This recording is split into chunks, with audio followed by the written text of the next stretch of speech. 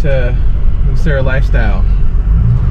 I was cutting trees down and got a big trailer back there going to the dump. Yeah, we'll see John in a second, maybe. And it's like, I'm not gonna do a video. And then I was like, you know, this is a good idea to kind of do. Hey, 1 second, Luke. I gotta wait. You gotta wait, bud. It's a good idea just to do a video on like why I'm driving a 6.0 Powerstroke. So I'd say that the main reason I even got into thinking about YouTube, doing a YouTube channel, is I used to watch a ton, and I still do. YouTube stuff about diesel. That's how I really kind of started watching YouTube a lot. So I've had a number of diesel trucks. I had my first diesel. I didn't do the research, and I'm sure a lot of people have made the same mistake, and I bought a 6.4 Powerstroke. It was a 2008. I thought it was a beautiful truck, and had a warranty on it because it was, at that point, I think it was like 6 years old, but the guy that I purchased it had a warranty on it, so it made me feel more confident about the purchase. But anyway, I used every bit of that warranty and had a bed plate fixed, and I think one point we had a $7,000 repair, and he had deleted some stuff, and there were some complications from that, and then easy fix, so it was a nightmare.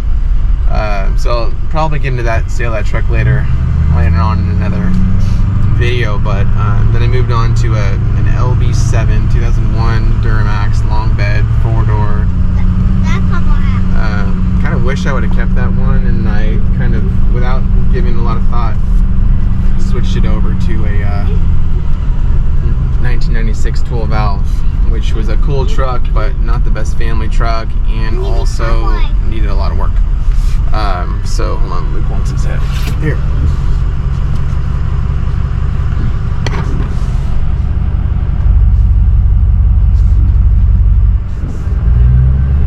So right after COVID started, I was like, I need to buy a truck. I need a 4-door truck like I had before, one that I'm not going to throw a lot of money at. And I was looking around. I really wanted a 3rd gen 5.9 liter Cummins, and the amount of money they wanted for the quality of truck was ridiculous. I mean, you'd be paying $20,000 just before what it is now. Maybe like $15,000 to $20,000, and you get a high mileage truck, and if it was anything below $15,000, you were just buying just a clunker, and it had dents, and the seats were all worn out, and it was just like, can't imagine spending that kind of money. So anyway, as I was looking, I saw some ad for this guy that was selling a 2007 6.0 Powerstroke. At that point, I'd done a lot of kind of research on that particular engine and its problems and its fixes and stuff like that.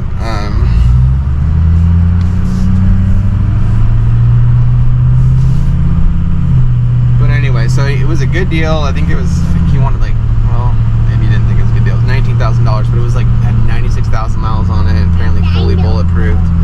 And I knew enough after a couple different diesel purchases, used truck purchases, to ask more questions. So I'd asked him who did the work on the shop, or what shop did the work. He gave me the name.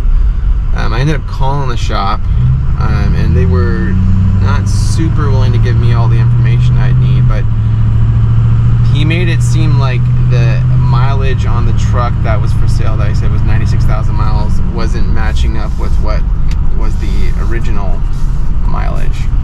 So that, plus he said there was some rust.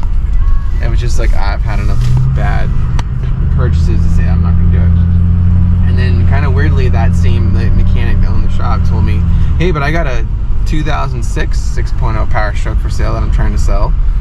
Told me it was about $15,000. I think at that point maybe it had like 173,000. He had told me, you know, did a new H-pop and new injectors that he rebuilt.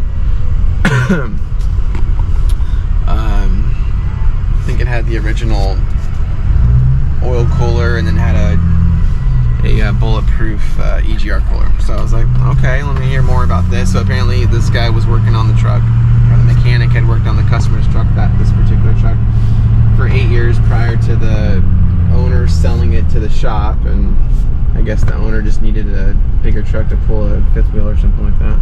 So anyway, I felt decent about the purchase. I feel like the mechanic knew the truck, and it was a one-owner truck, and I'm like, okay, I could see myself putting some money into this, because I knew that still I wanted to do the bulletproof stuff. Anyway, ended up buying the truck.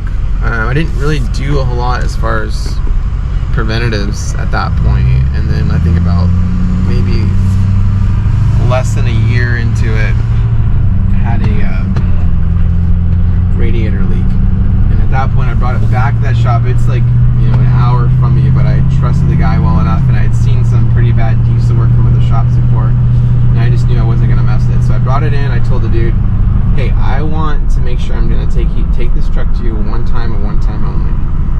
So we ended up going with the remote oil cooler. He basically rebuilt the turbo. We got a Mishimoto aluminum radiator. What else? Anything else? We got a new, I think it wasn't a Banks, but it might have been a Banks torque converter. There was what they thought was a Remain seal leak, so that was taken out and repaired. Got some new bushings for the body to frame, and put in a edge monitor, stuff like that. So, I mean, altogether, I probably spent like $12,000. So I'm like $15,000 for the original purchase, $12,000 for the. So I'm already $27,000 into it. And sometimes I look back into it like, well, did I make the right move? Should I have just bought a newer truck that was maybe $50,000 or $40,000? And I'm really big on not taking out loans. Probably another video talk about finances, but I just didn't want to buy a new truck, and I wasn't willing. When you pay cash, you just like, I mean, paying like $50,000, $60,000. I mean, that's nothing nowadays. For a truck, it's just like, oh, that just to throw that money away, so to speak. I just wasn't willing to do it. So, you know, I've had the truck now for 2.5 years. You know, I think the only other extra problem I had on it was just the intercooler boot popping off when we're heading to Reno, and it made this huge loud sound. But since fixed that, I told you I put that 5-inch catback exhaust on, and it's been a reliable truck. And so it's like, you know, did I make the right move? Because now it's a 16-year-old truck.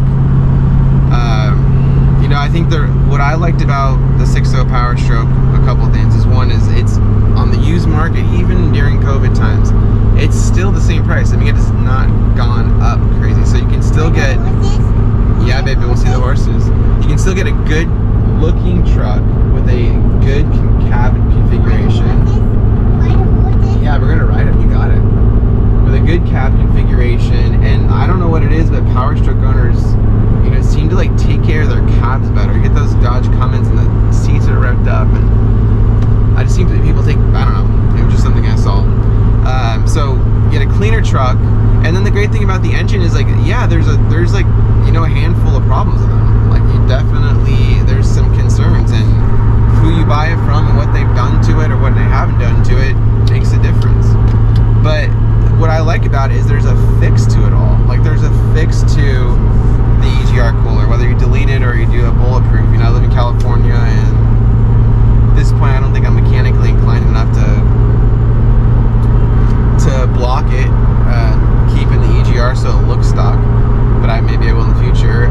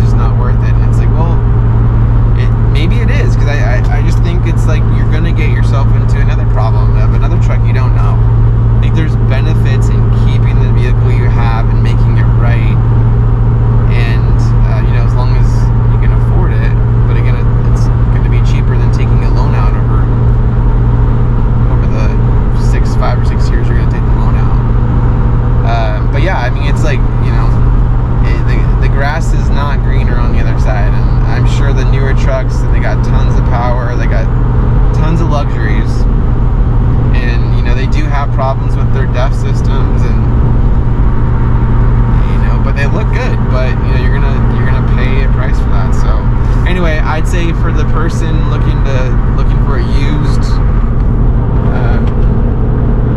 truck, used diesel truck. I mean, if I were to do it again,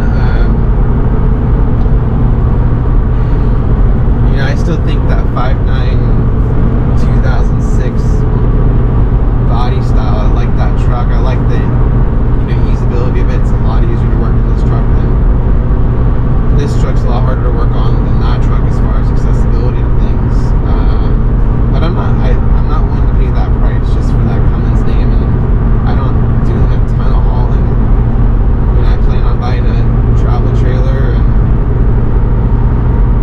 hopefully it'll be a